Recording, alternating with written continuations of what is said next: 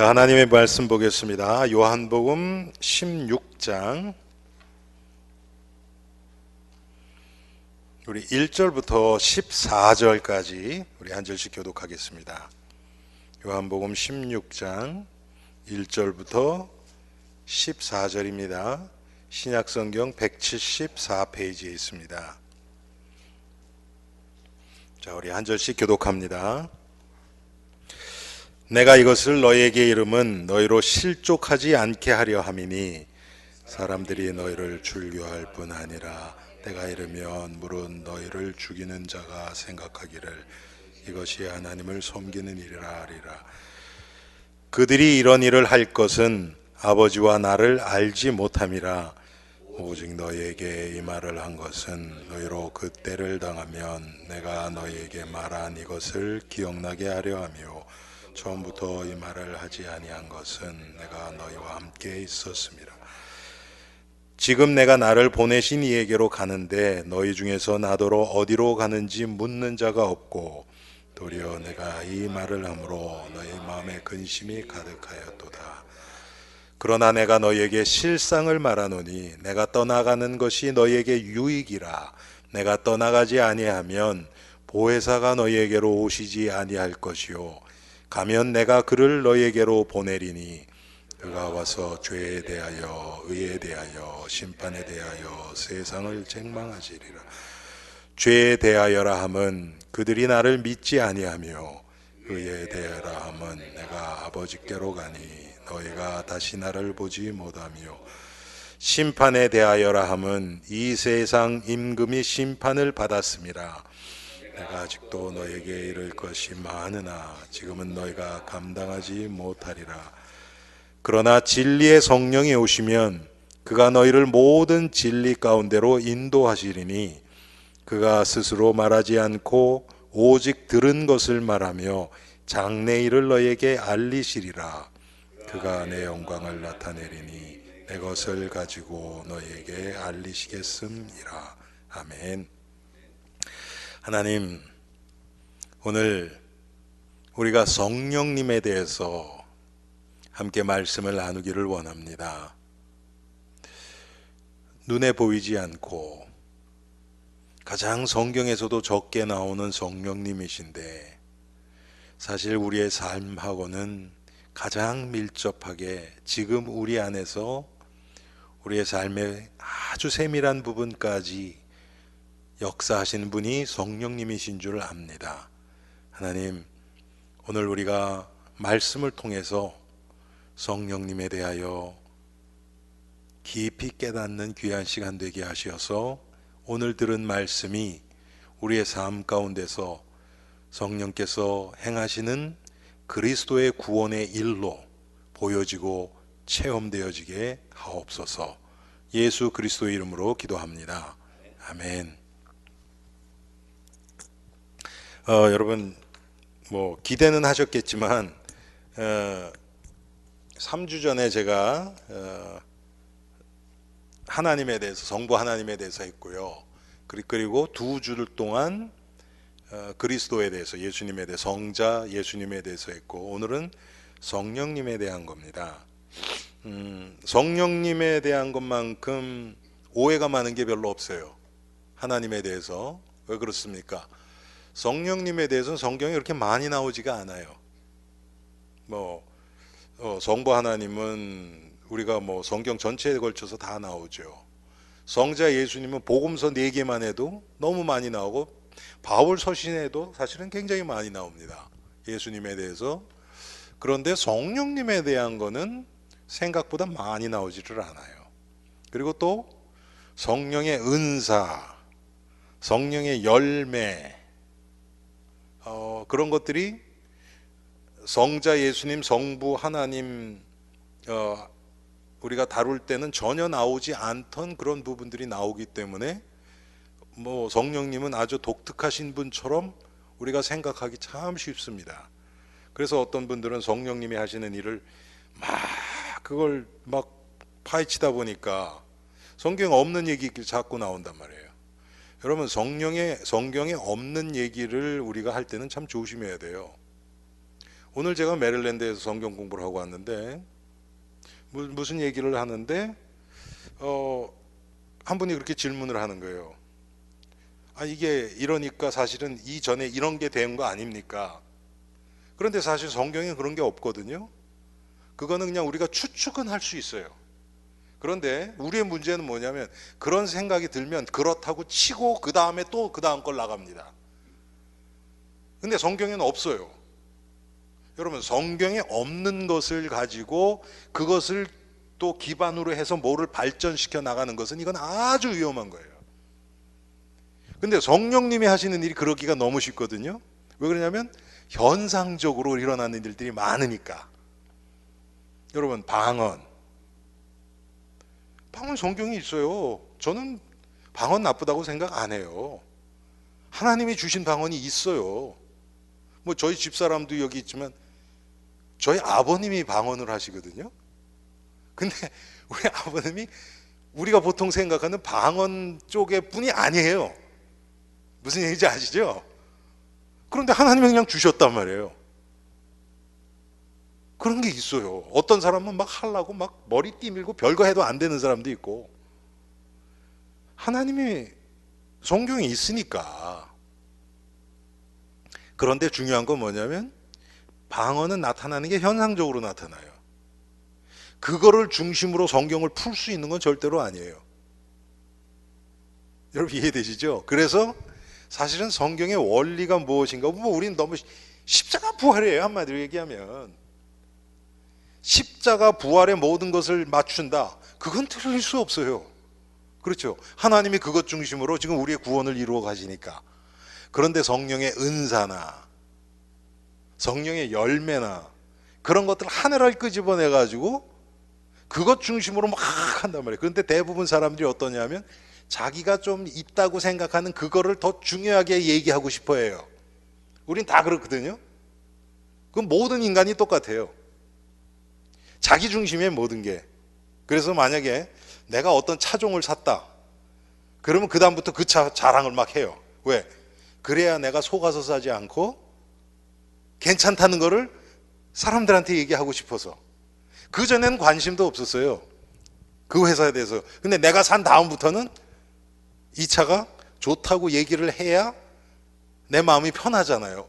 그거 속아 샀네. 이렇게 되면 내 마음도 불편하잖아요. 그렇죠? 모든 게 다 그렇단 말이에요. 그러다 보니까 특별히 성령께서 하시는 일을 우리가 얘기를 할 때 보면 자기중심적으로 흘러가기가 너무 쉬워요. 보통 사람들은 성령에 대해서 잘 알지 못하니까 얘기를 안 하려고 그래요. 저도 장로교에서 자랐지만 장로교에서는 성령 얘기 거의 안 합니다. 참 이게 그 70년대 초까지만 해도요, 중반까지만 해도, 그러니까 제가 77년도에 미국 왔는데 한국에서는 제가 장로교 합동 측에 자라면서 다른 교단분이 우리 교회 와서 설교하는 건 없었어요. 거의. 그때는 분위기가 그랬어요.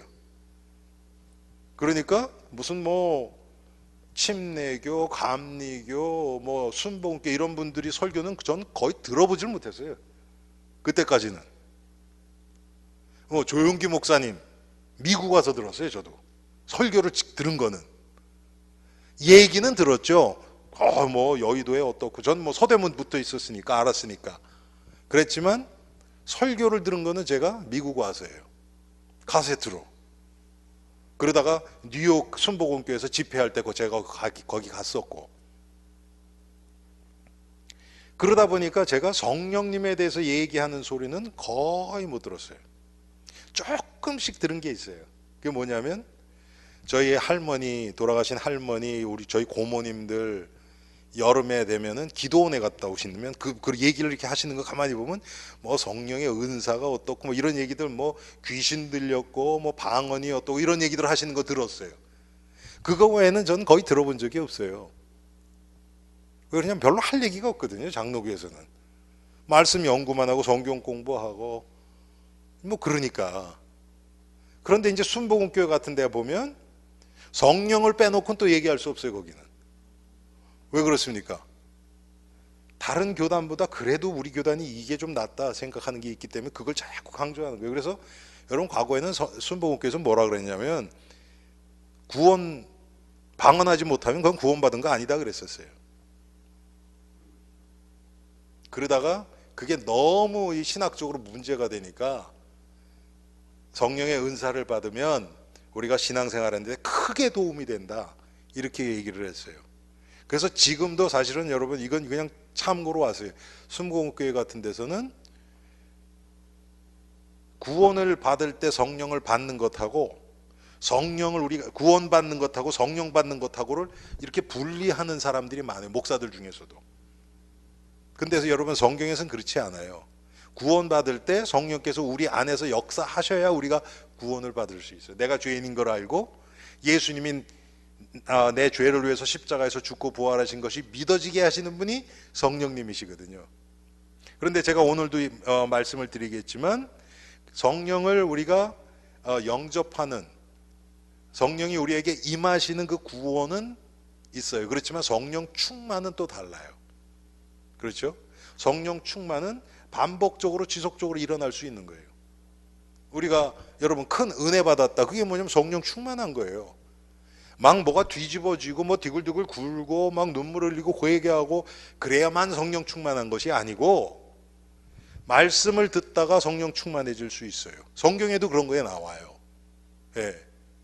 그런데 이 성령에 대해서는 장로교에서 별로 얘기할 게 없었고, 그냥 학적으로만 얘기를 하니까 좀 지식화돼 버렸었고, 체험했다고 하시는 그 성결교나 또 특별히 이제 순복음교회 쪽이나 오순절교회 그쪽 계통에서는 하는데, 말씀에서 많이 떠나서 얘기를 했고 그랬기 때문에 정말 복음적으로 성령을 얘기하는 그런 자들을 많이 듣지 못했었어요.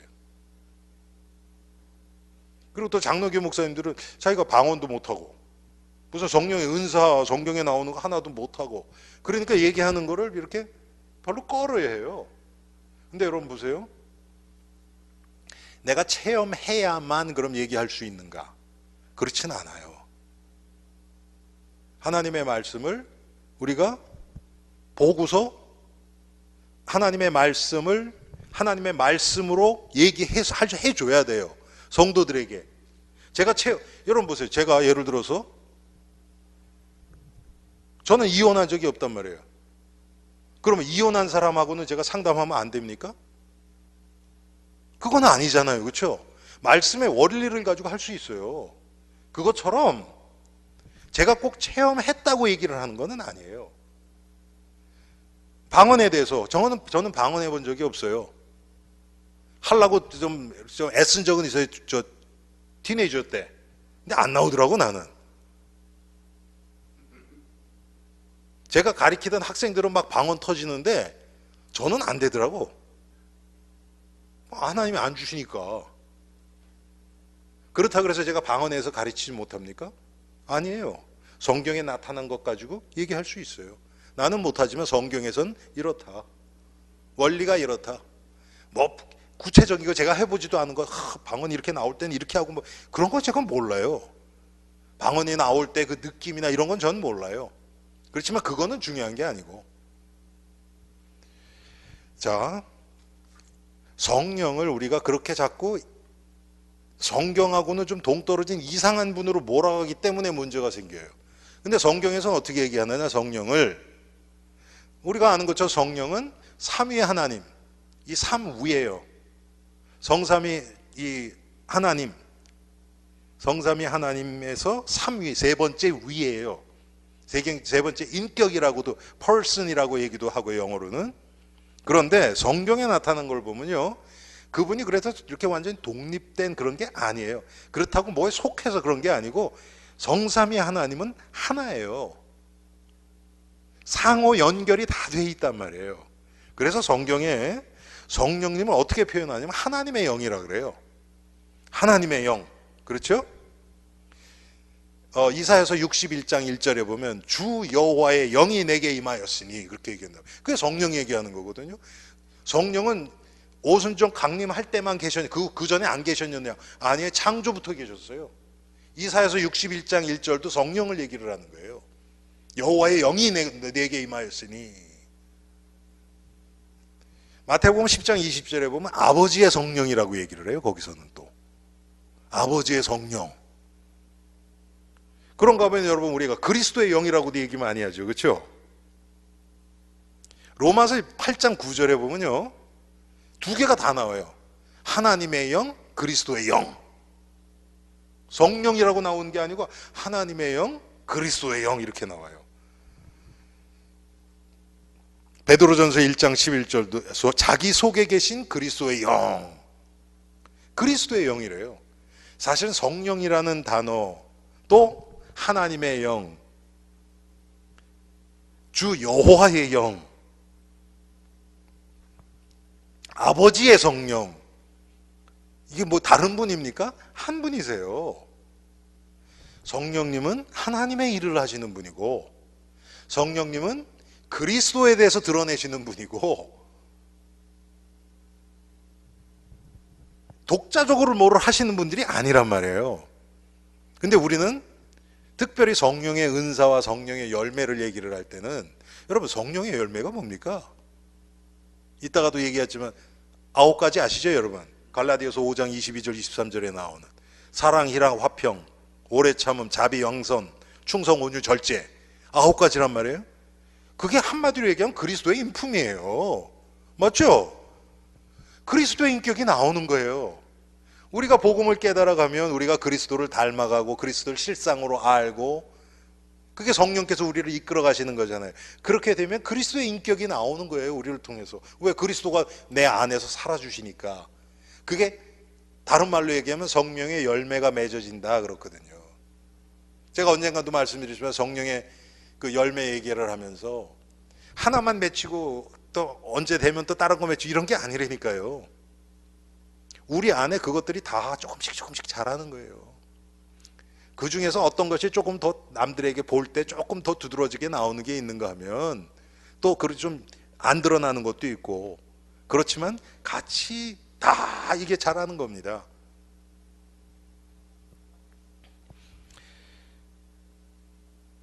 우리가 이제 헷갈리는 게 뭐냐면 성령님이 언제 오셨느냐,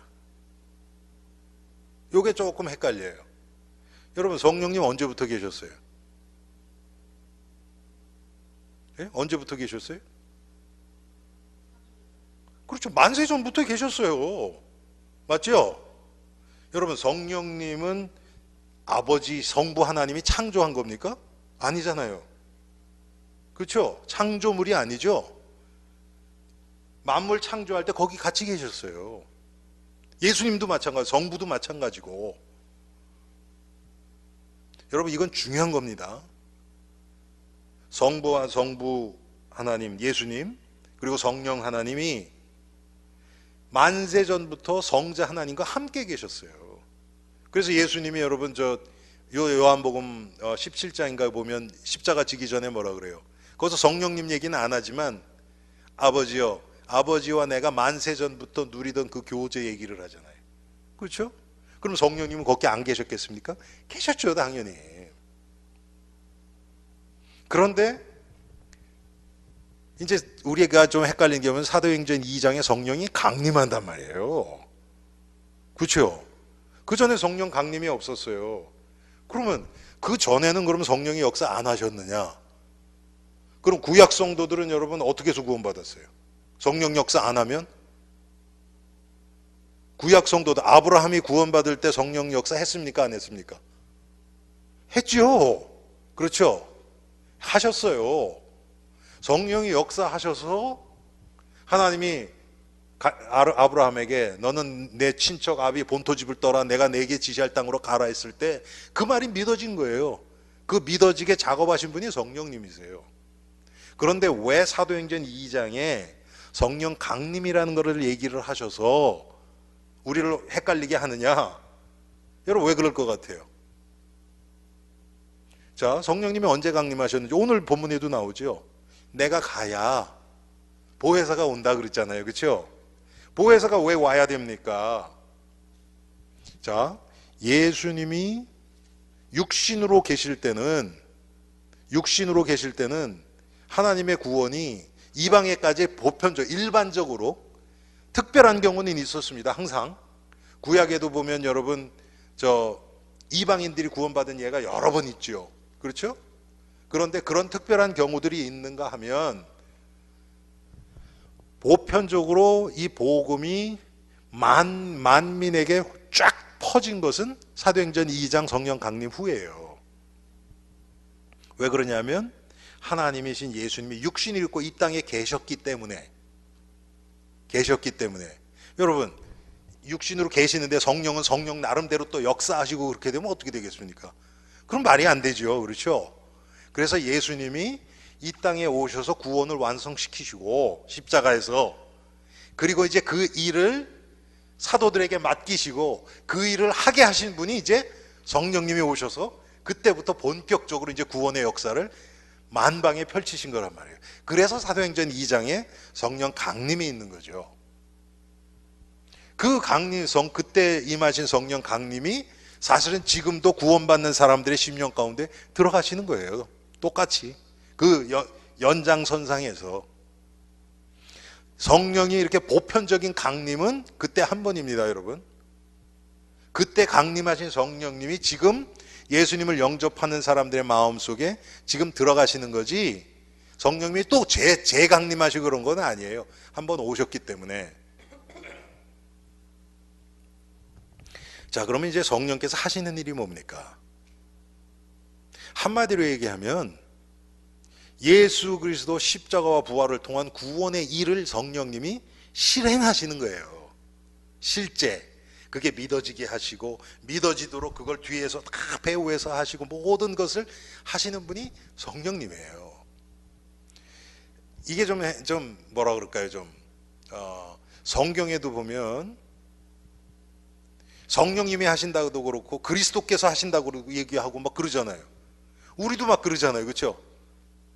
아이, 예수님이 그걸 도와주실 거야. 그것도 틀린 말 아니잖아요. 성령님이 도와주실 거야. 틀려요, 그거는? 그러면? 그것도 틀린 거 아니에요. 왜? 성령이 그리스도의 영이니까. 성령과 그리스도를 뗄 수 있는 게 아니에요, 여러분. 자, 특별히 그래서 우리의 구원을 이루어 가시고, 우리를 구원하시고 이루어 가시기 위해서 첫 번째 하는 게 뭡니까? 우리의 죄를 깨닫게 하는 거예요. 그게 가장 중요하죠. 구원의 일 중에서 첫 번째가 여러분 뭡니까? 죄를 깨닫는 거예요. 오늘 아침 새벽 기도할 때 제가 그 얘기했거든요. 누가복음에 보니까 이 향유를 깨가지고 예수님 머리에 부은 그걸 얘기를 하면서, 예수님이 다른 복음서엔 그게 안 나와요. 누가복음에만 나와요. 뭐라 그러냐면 그 바리새인이 예수님을 초청해서 그 집에 들어가서 식사를 하는데 그 여인이 와서, 근데 누가복음에 뭐라 그러냐면 그 마을 사람들이 다 죄인으로 알고 있는 여자가 와서 예수님 뒤로 와서 예수님 그 발을 눈물로 적시고 머리카락으로 예수님 발을 닦고 그 다음에 향유를 붓고 한단 말이에요. 그랬더니 그 예수님을 초청한 바리새인이 속으로 이르되, 마음으로 생각하는 거죠. 이 사람이, 이 여자가 누군 줄 알았더라면, 몰랐으니까 이렇게 하지, 이거 모르는 거 보니까 선지자가 아닌 것 같다, 뭐 이런 식으로 속으로 마음을 품어요. 그러니까 예수님은 그거 알고, 시몬아, 내가 너한테 이를 말이 있다 그러면서 뭐라 그러냐면, 두 사람이 있는데 한 사람은 500데나리온을 빚을 졌고 한 사람은 50데나리온을 빚을 졌다. 그런데 둘 다 탕감을 받았으면 누가 더 사랑하겠느냐, 이렇게 질문을 하신단 말이에요.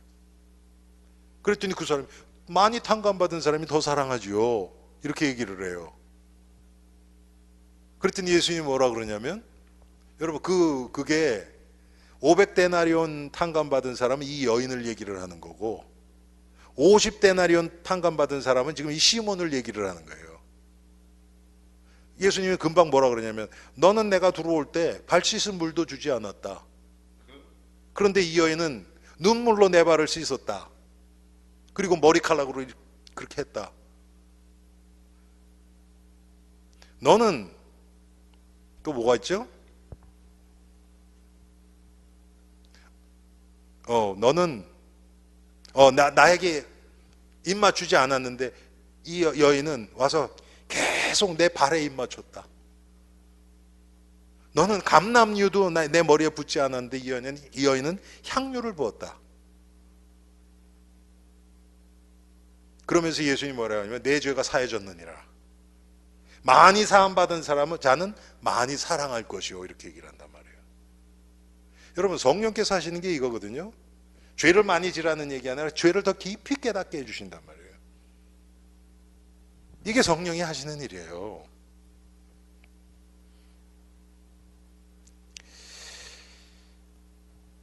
또 우리의 마음을 거룩케 하고 새롭게 하시는 분이 성령님입니다. 그래서 우리를 날마다 새로운 사람으로 변화되어 가게 하시는 분이 성령님이에요. 요한복음 3장 5절에서 6절 보면 예수님이 니고데모와의 대화예요. 거기서 성령으로 거듭나지 아니하면 너는 구원받을 수 없다. 새 사람 될 수 없다. 성령으로 거듭나야 된다. 새롭게 태어나는 거예요. 이거는 조금 고쳐주는 어떤 교정하는 게 아니고요. 새롭게 태어나는 거예요. 이거는 완전히 세계가 다른 거죠. 정도가 차이 있는 것이 아니고 종류가 다른 종류로 바뀌어버리는 거예요. 이게 하나님이 하시는 일이에요. 그런데 우리가 자꾸 육신 기준적으로 보면 이거를 자꾸 정도를 더 하게 하는 것을 신앙생활이라고 생각하기가 쉬워요.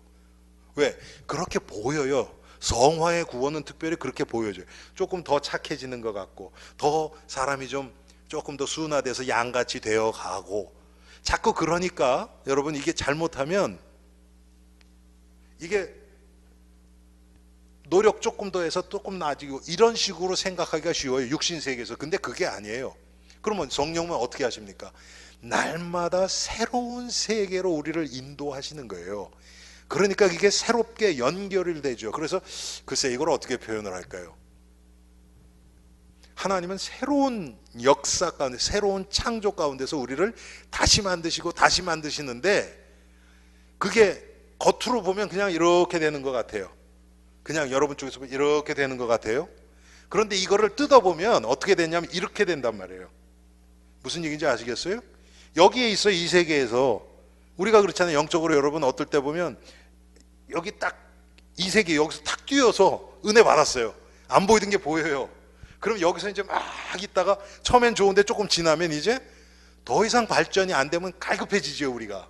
그럼 여기서 막 그런다고. 그러고 어느 날 하나님의 은혜를 탁 주시면 안 보이던 게 또 보이고, 그러면서 내가 뛰어넘을 수 없던 유혹도 탁 뛰어넘고 완전 다른 세계로 넘어가는 거예요. 이게 연속되다 보니까 그냥 보면 이렇게 되는 것 같은데 그건 완전히 다릅니다, 여러분. 육신으로 몰아가는 건 이렇게 되는 게 없어요. 하나님이 하시는 세계를 바꿔줄 때 이게 되어져요. 자, 그러면서 우리를 변화시키면서 어디로 몰고 갑니까? 한마디로 얘기하면 그리스도 예수를 날마다 깨달아가도록, 진리 대신 예수님을 알아가도록 우리를 인도하시죠. 여러분, 요한복음 14장 26절에 무슨 말씀이 나옵니까? 내가 너희에게 가르친 그 말씀을 생각나게 하시리라. 누가요? 진리의 성령께서 오시면. 저는 이 경험을 참 많이 해요. 제가 말씀을 증거할 때 성경을, 여러분, 제가 성경에 있는 구절들, 아는 구절들이 항상 제 머릿속에 이렇게 있을까요? 그렇지 않아요. 그런데 말씀 전할 때 그 말씀이 딱 생각나게 하실 때가 너무 많아요. 이거 성령이 하시는 거죠. 그래서 여러분, 성경에 다른 데 보면 또 무슨 얘기가 나옵니까? 네가 너를 이렇게 추궁하고 그런 자 앞에 갈 때 무슨 말 할 거 준비하지 말라는 거예요. 염려하지 말라는 거예요. 하나님께서, 성령께서 너에게 할 말을 주시리라. 여러분, 이거요, 안 믿어지면요 미쳐요. 안 믿어지면 미쳐요. 그런데 이게 체험되면요 진짜 기도한 마음으로 그냥 서요. 뭐 얘기할지 몰라요. 그런데 입을 한번 하나님이 딱 터치시면 몇 시간이고도 그냥 나오는 거예요. 여러분 우리 교회에서 그래서 뭐 그런 얘기 많이 들었지만 중국에 가서 저도 중국 갔었지만 사역할 때 보면 몇 시간이 그냥 나와요. 그게 무슨 뭐 준비하고 이게 아니고 대충 무슨 얘기 하겠다 그냥 주제는 제가 이렇게 묵상하고 있죠. 그런데 거기에 무슨 뭐 저 성경 구절이라든지 어떤 비유라든지 이런 건 그런 건 그걸 어떻게 다 합니까? 그런데 그냥 나와요. 성령께서 행하신단 말이에요. 이게 체험된 자들은 그 다음에 설 때 두려움이 없어져요. 막 하다가 안 나오면 그냥 그만두면 되니까. 여러분 그래요 안 그래요? 그렇죠? 그런데 이게 머리로 이렇게 다 집어넣는 사람은요 이제 골치 아파지는 거예요. 근데 여러분 이게 설교자만 그렇겠습니까? 우리의 인생이 그렇단 말이에요. 우리의 인생이 성령이 인도하시는 대로 이렇게 이끌려가는 자들은 하나님이 인도하시니까 어떤 결과가 나와도 상관이 없어져요. 여러분 오해는 하지 마세요. 계획 세우지 말라는 얘기가 아니에요. 그런데 성경에도 있죠. 계획을 우리가 세울지라도 그 걸음을 인도하시는 분 누구예요? 여호와예요. 그것을 믿는 믿음으로 계획을 쳐다보면서 가란 말이에요. 그러면 계획을 통해서 하나님이 우리에게 계획을 세웠을 때 나의 의도가 들어간 것도 발견되게 하시고 어떨 땐 성령이 주신 마음으로 계획이 세워졌다면 그대로 이루어지는 것도 하나님이 알게 하시고 그러면서 점점 계획 자체도 내가 하는 것이 아니라 성령의 인도 따라서 할 수 있도록 하죠.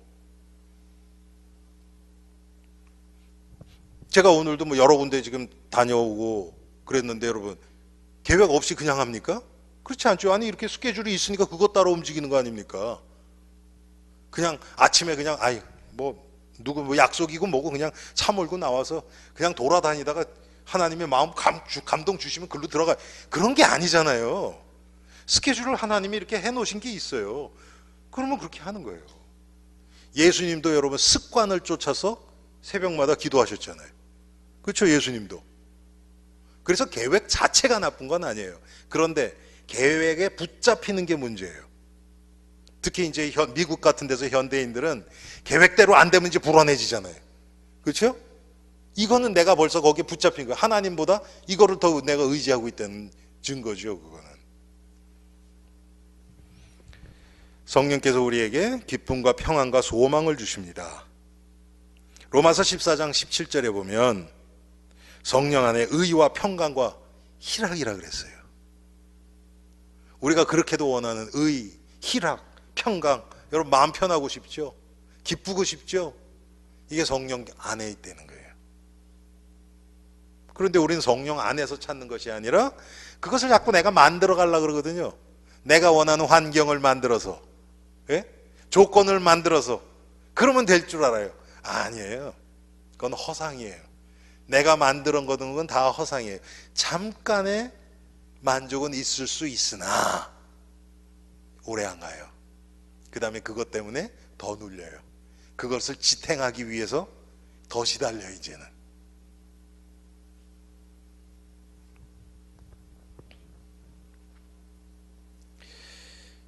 로마서 15장 13절에 보면 성령의 능력으로 소망이 넘치게 한다 그랬어요. 성령이 인도하심이 무엇인지가 체험된 자들은 성령께서 지금 내가 알지 못하는 가장 좋은 곳으로 나를 이끌어 가신다는 소망이 생겨요.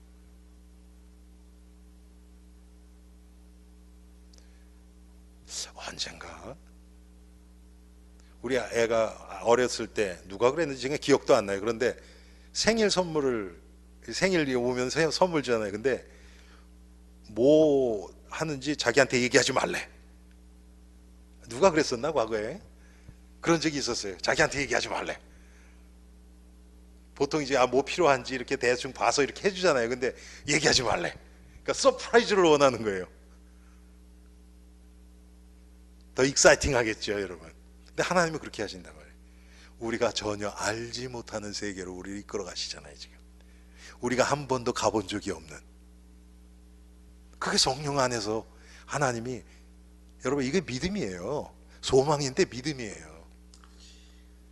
하나님이 나를 이끌어 가시는 지금 이 과정이 나에겐 최고의 길이다. 이게 믿어지면 결과가 어떻건 간에 상관없어요. 그 안에서 하나님이 하시는 일이 보여지는 거예요. 오늘 그 메릴랜드한테 한 분이 그 간증하시더라고. 뭐 언젠가 그 성경을 이렇게 보는데 요시야 왕 얘기를 하더라고요.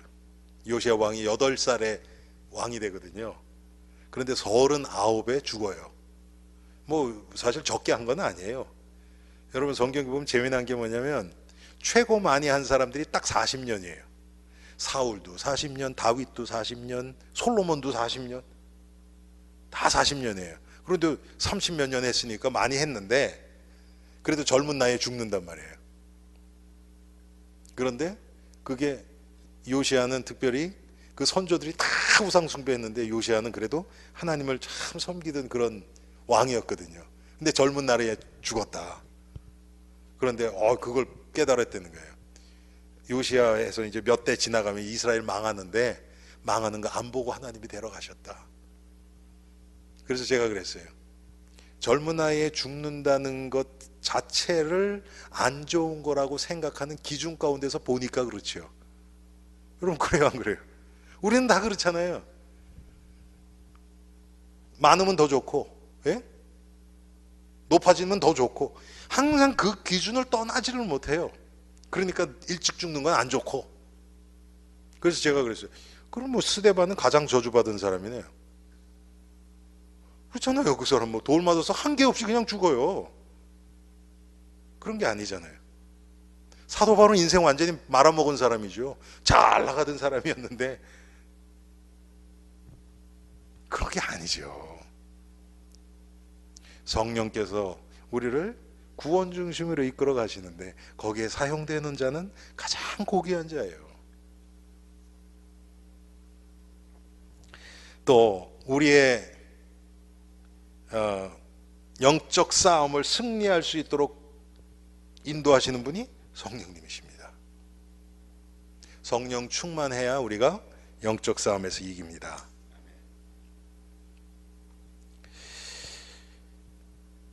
또 우리를 우리가 잘 아는 것처럼 그리스도의 증인으로 만들어 가세요. 오직 성령이 너에게 임하시면 너희가 권능을 받고 예루살렘부터 땅 끝까지 나의 증인이 되리라.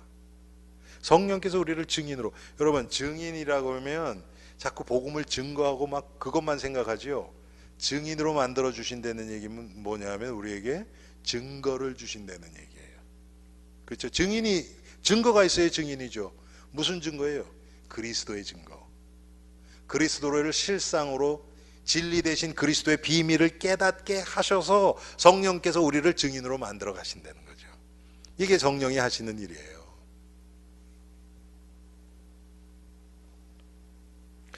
특별히 그분은 우리 안에서 내주하시며 우리와 영원토록 우리와 함께 하시며 우리를 인도하십니다.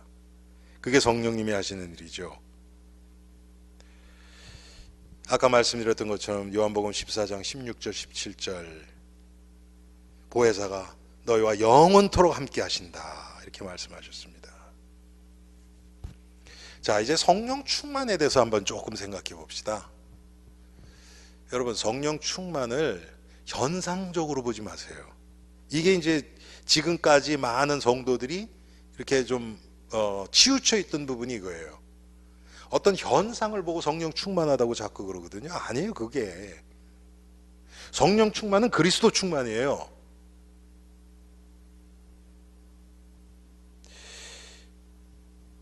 성령 세례는 한 번 받는 겁니다. 성령 세례는 그게 이제 성령이 우리 안에 들어오시는 거죠. 그게 구원이죠. 그런데 성령 충만은 날마다 받아야 돼요. 그걸 다른 말로 얘기하면요, 제가 언젠가도 몇 주 전에 설교에서 얘기 드렸지만 하나님의 완전한 통치 가운데 들어가는 게 성령 충만이에요.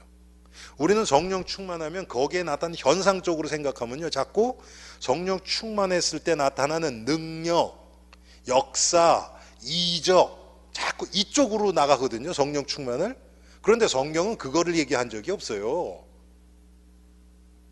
성령 충만했을 때 우리가 하나님의 완전한 다스림을 받는 거예요. 통치를 받는 거예요. 그럼 나는 없어져요. 그게 내가 십자가에 온전히 못 박히는 순간이거든요. 그런데 그쪽으로는 잘 얘기를 안 해요. 그게 훨씬 더 중요하고 성경에는 그게 많은데, 그게 성령 충만한 거예요. 나는 없어지는 상태예요. 여러분, 그래서 완전한 성령 충만은 우리가 육신 가지고 있는 한 없습니다. 그런데 여러분, 우리가 그럴 때 있죠. 말씀 들을 때 아무 의식 없고 그냥 말씀만 딱 이렇게 빨려 들어가서 다른 생각 싹 사라질 때 있잖아요. 그렇죠? 기도할 때도 그렇고 그럴 때가 있어요. 그렇다 그래서 우리가 완전한 건 아니에요. 육신을 가지고 있기 때문에 어떻게 하는가? 여러분, 그렇게 하고 탁 하고 있는데요, 옆에서 사람이 쓱 지나가고 예를 들어서 불이 갑자기 나갔다 들어오고 그러면요, 또 우리 어때요? 흩어져요. 우리는 어쩔 수 없이.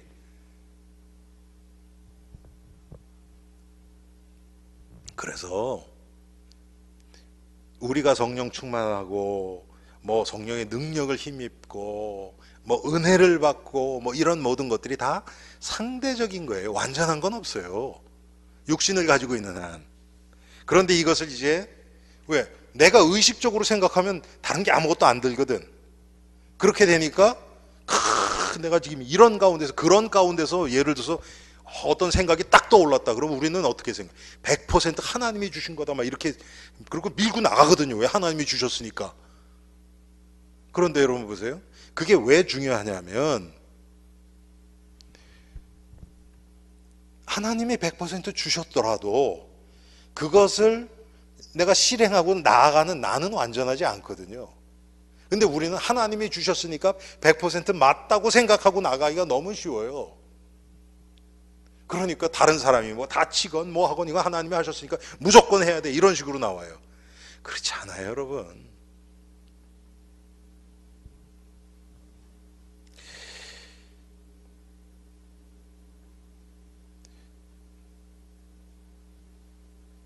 사도행전에 보면 4장에 보면요,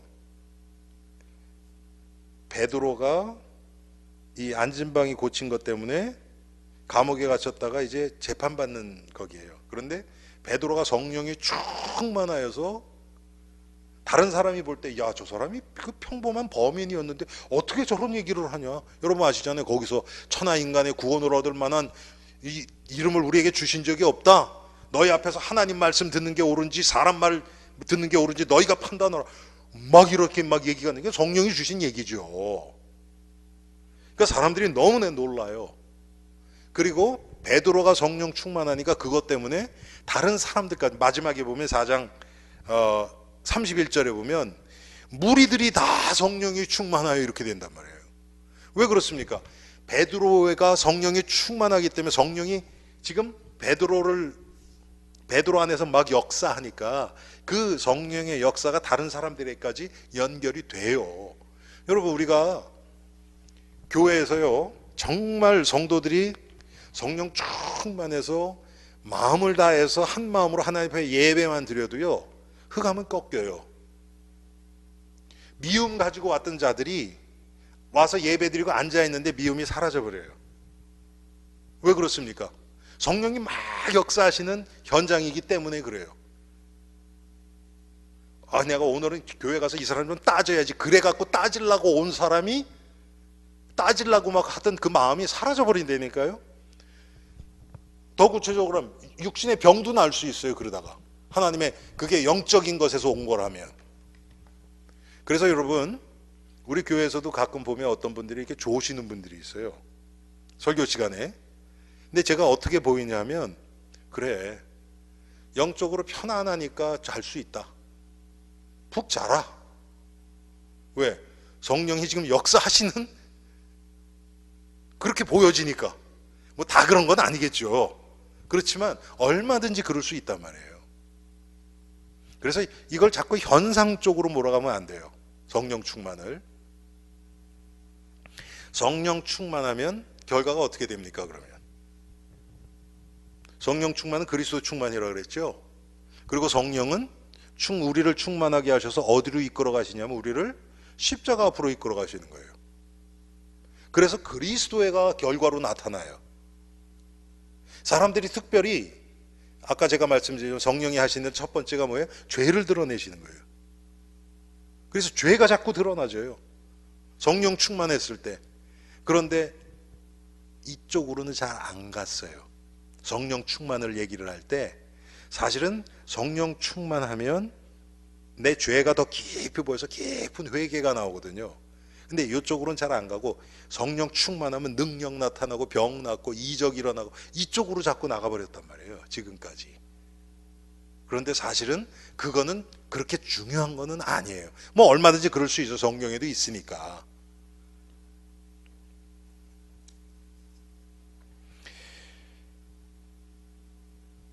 여러분, 예수님이 베드로가 갈릴리 바닷가에서 있는데 그 복음서마다 좀 다른데 베드로의 배에 올라가서서 말씀을 하시고 너에게 네가 잡은 것이 있느냐니까 없다고 그래요. 밤새 수고했는데 잡은 게 없다 그러니까 배를 그물을 배 오른편에 던지라 그러죠. 그랬더니 베드로가 뭐라 그래요? 밤새 수고해서 잡은 것이 없지만 말씀에 의지해서 그렇게 하겠다고 그래서 했더니 이 고기가 얼마나 많이 잡혔냐 하면 다른 배 오라 그래서 2배가 잠길 정도로 많이 잡혔대요. 그때 그게 이제 성령이 예수님을 통해서 그런 일들을 행하신 거죠. 그랬죠. 그랬더니 베드로가 뭐라고 나요? 그걸 딱 일어나니까 무릎을 딱 꿇으면서 주여 나는 죄인으로소이다. 나를 떠나소서. 죄가 드러나 버려요. 성령이 역사하시면 죄가 드러나 버려요.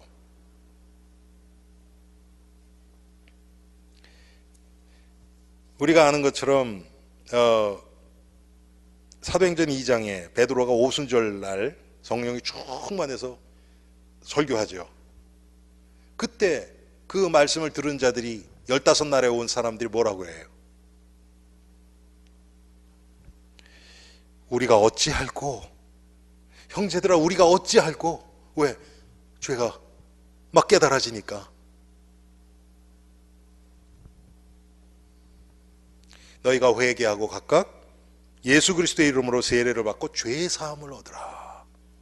여러분 이쪽으로 끌고 들어가세요. 성령은 항상. 그래서 성령님이 하시는 것을 여러분 성령 충만, 성령의 능력 그거를 자꾸 현상적으로 보지 마시고요. 어떻게 그리스도가 나에게 지금 역사하고 계시고 내가 그리스도 쪽으로 가까이 가고 있는가 이 관점에서 보시면 훨씬 더 사실적으로 보여줄 수 있어요. 또 성경에 보면요, 제가 지금 정확하게 사도행전 10장인가?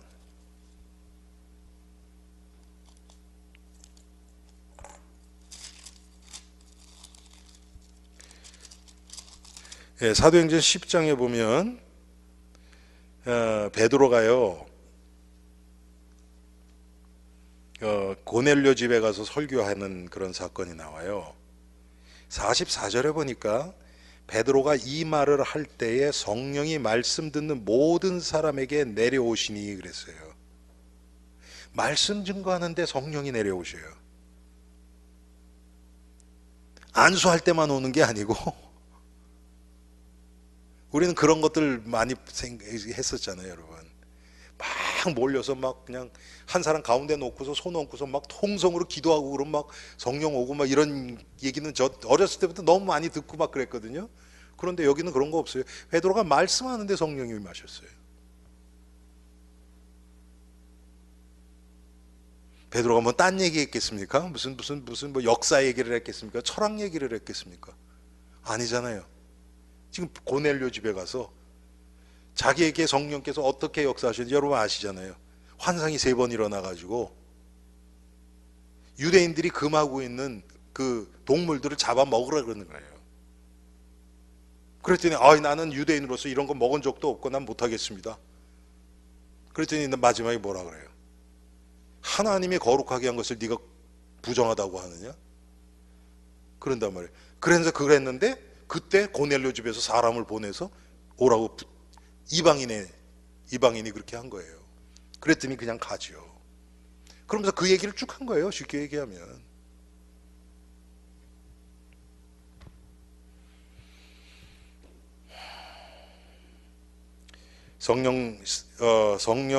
성령이 하시는 증거가 그럼 뭡니까?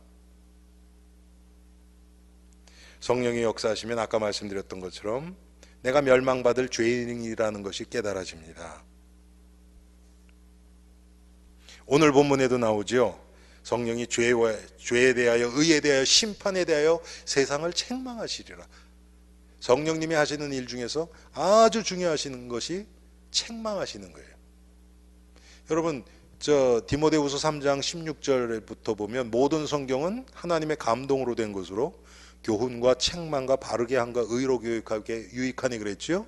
그러면 하나님의 말씀을 통해서 교훈을 받고 책망을 받고 의로 교육함을 받고 또 하는 뭐 있죠? 교훈과 책망과 바르게 하게 우리를 하는 게 누가 하시는 거예요? 그게 성령이 하시는 일이거든요. 말씀을 통해서 성령이 역사하시는 거예요. 여러분, 제가 요 근래 그 얘기를 많이 하지만 우리가 성경에 없는 것들을 체험할 수 있어요. 그런데 그걸로 끝나면 우린 위험해져요. 자꾸 성경을 통해서 확인해야 돼요, 그거. 특별히 그래서 성령의 역사를 말씀을 통해서 역사하시는 성령의 역사하심, 이쪽으로 자꾸 봐야죠. 성경에 없는 것들을 자꾸 찾아가면요, 결국은 이상한 데로 가버려요. 여러분, 이거 믿으세요? 우리의 구원과 성도들의 이 땅에서의 삶을 위해서 하나님이 주신 성경책, 이거 하나면 충분하겠습니까? 안 하겠습니까? 충분하지요. 그러면 자꾸 일로 들어와야지요. 맞잖아요. 그렇죠? 이거면 충분하다니까요. 그런데 우리의 죄성은 남들이 모르는, 나만 아는 이 밖에 거, 이거 현상, 이런 것들, 이게 자꾸 중요하다고 생각하고 싶거든요. 왜? 그래야 내가 특별해지니까. 여러분, 그게 어디서부터 왔어요? 너희가 이것을 먹는 날에 너희 눈이 밝아 하나님처럼 된다. 거기서부터 왔단 말이에요. 그래서 나는 특별하고 싶은 거예요, 자꾸. 그런데 이게 믿음 생활하면서도, 은혜 생활하면서도 그 마귀의 유혹이 계속되는 거예요. 은혜를 통해서, 성경 지식을 통해서, 남들이 못 깨달은 거 모양 다만 다 해가지고, 그건 지식이죠. 특별히 성령에 대한 건 아까 말씀드렸던 것처럼 자꾸 현상적으로 보니까 그렇게 흘러가기가 너무 쉽죠. 결국은 가장 중요한 건 뭡니까? 예수를 믿게 하는 거예요. 이게 성령께서 하시는 일입니다. 그래서 여러분, 저는 이건 믿어요. 복음이 선포되는 현장에 성령께서 가장 크게 역사하세요. 특별히 전도의 현장. 예. 정말 성령이 역사하시는 건 정말 아주 극명하게 일어나는 것이 전도 현장이에요. 저도 제가 우리 저번에 단체에 있을 때 그 전에는 거의 전도 안 했거든요. 노방전도 몇 번 나간 적이 있어요, 교회에서. 그거 외에는 전도라고는 해본 적이 없어요. 제가 뉴욕에 있을 때 말씀드렸잖아요.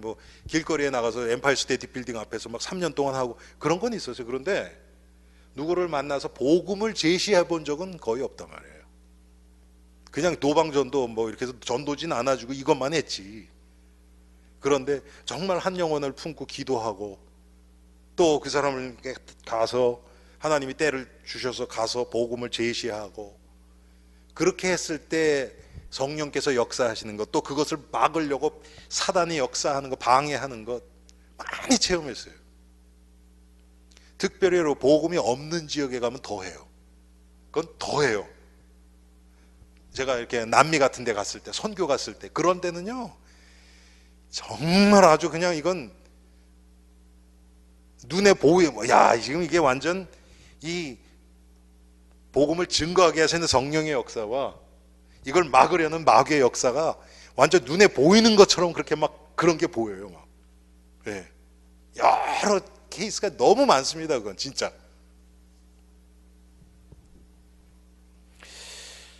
그래서 우리를 예수를 믿게 합니다. 여러분 고린도전서 12장 3절 보면 성령이 아니고는 예수님을 주라고 고백할 수 없대요. 그런데 여러분 조심하세요. 마귀가 따라하게 합니다. 마귀도요 점점 더 이게 아주 고차원이 돼가는 것 같아요. 제가 어렸을 때, 지금 시간이 좀 지났는데, 아까 제가 말씀드렸던 거지, 저희 어머니 저 할머니하고 기도원 가고 막 그랬다 갔다 와서 얘기를 해주는데 귀신 들린 자가 있다는 거예요. 그랬더니 사도신경을 따라하게 한다는 거예요. 사도신경 보면 여러분 다 완전 복음이잖아요. 그거는 그러면 조금 이렇게 따라하다가 눈 못 맞춘대요. 강사하고. 그리고 따라하다 와 그러고 넘어진다는 거예요.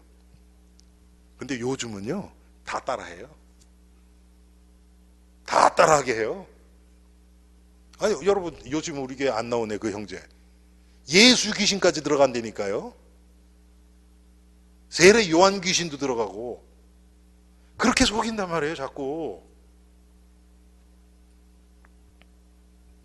그런데 정말 예수님을 바로 영접하게 하는 건 성령님이 하셔야만 돼요. 그리고 또 중요한 것 중에 하나가 뭐냐면 성경이 사실적으로 믿어지게 하시는 분이 성령님이십니다. 여러분 이거요 이해해서 되는 거 아니에요. 이해할 수도 없고 이해할 수도 없고.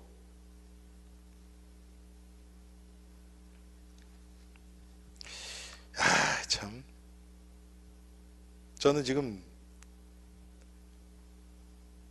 자기를 살리려고 하는 사람들, 믿음 생활하면서도 자기가 높아지고 살리려고 하는 사람들은 지금 이런 말씀 들으면 막 미쳐요. 미쳐. 견디질 못해요. 왜? 아니 자기가 좀 인정받고 뭐 이렇게 해야 되는데 맨날 죽는 얘기나 하고, 지금 성령의 역사도 막 현상적으로 막 이런 거 있는 사람들은 그거 자랑하고 싶어서 우리 교회 올 수 있거든요. 근데 그거 아무것도 아니다 그러고 막 자꾸 그러니까 변하든지 떠나든지 해요. 그런데 성경을 사실적으로 믿어지게 하시는 것이 성령님의 역사입니다. 그리고 아까 말씀드렸던 것처럼 우리 마음속에 평안과 감사와 기쁨이 넘치게 합니다.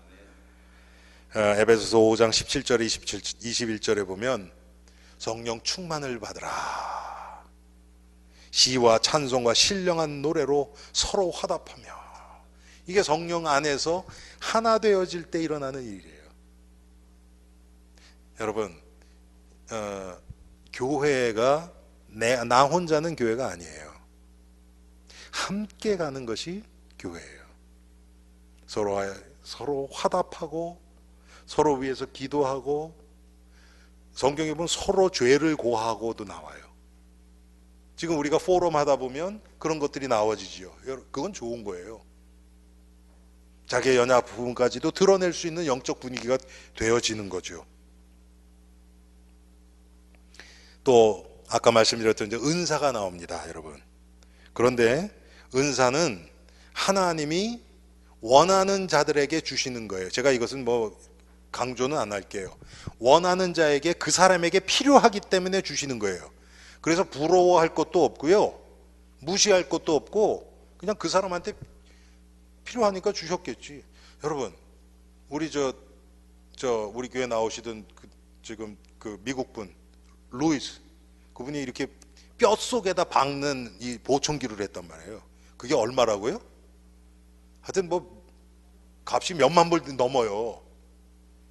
그분한테 필요하니까. 그렇죠? 여러분 잘 들리는데 그거 부러워하겠어요? 그거 없어도 잘 들리는데 그거 부러워하겠냐고요? 비싼 거라고. 그렇지 않잖아요. 그렇죠? 똑같아요. 하나님이 그분에게 필요하니까 그 은사 주신 거예요. 근데 여러분 열매는 다릅니다. 열매는 달라요. 이거는 누구에게나 당연히 맺혀져야 돼요. 맺혀지지 않는 것을 보고서 내가 회개해야 될 거지, 아니 그건 뭐 저 사람한테 하나님이 그렇게 주셨으니까. 그게 아닙니다. 열매는 누구에게나 다 맺혀져야 되는 거예요. 이거는 우리가 못 맺히고 있는 것 뿐이죠. 왜? 우리가 예수님을 지금 따라가고 있는데 예수 그리스도의 성품이 우리를 통해서 안 나오고 있잖아요. 그건 우리가 회개해야 될 거예요. 그런데 은사는 다릅니다. 이 은사 때문에 가장 문제가 많이 생겨요. 교회에서 성령님에 대해서. 여러분 이건 부러워할 거 아니에요. 성경에 여러분 신유 은사 같은 거예요. 목사가 있으면요 교회 부흥은 금방 돼요. 부흥이 아니죠. 그건 사람이 와요. 병자들이 많이 오겠죠.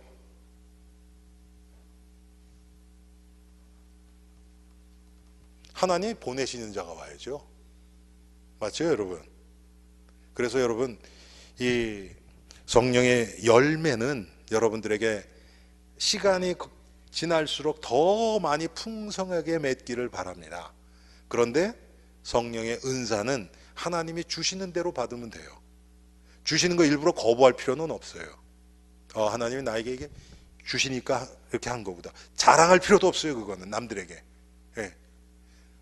여러분이 그 은사를 복음을 위해서 사용해야 될 때가 있다 그러면, 복음에 유익하다 그러면 사용하시는 거예요. 그렇지 않으면 사용 안 하셔도 되고요. 예. 우리가 성령님에 대해서, 정말 성령은 예수 그리스도를 드러내시는 영이에요. 하나님의 말씀이 믿어지게 하고, 그래서 우리로 구원받게 하고, 우리의 구원을 이루어 가시면서 복음에 유익한 쪽으로 우리를 날마다 인도하시는 분입니다.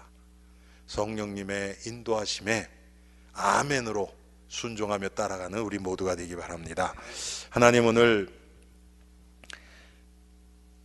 성령님이 어떤 분이시고 그분이 하시는 일을 잠깐 생각해 보았습니다.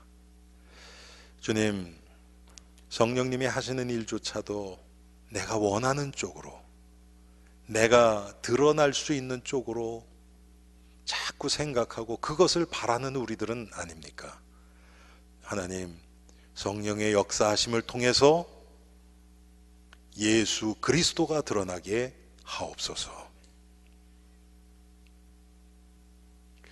성령님은 하나님이시고 우리의 구원을 이루시고 우리를 인도하시는, 지금 살아서 역사하시는 분이심을 믿고 그분의 인도 따라 날마다 그리스도의 십자가 앞에 나아가며 그리스도를 깊이 깨달아가는 복된 엘림의 성도들 되게 하옵소서. 예수 그리스도의 이름으로 기도합니다. 아멘.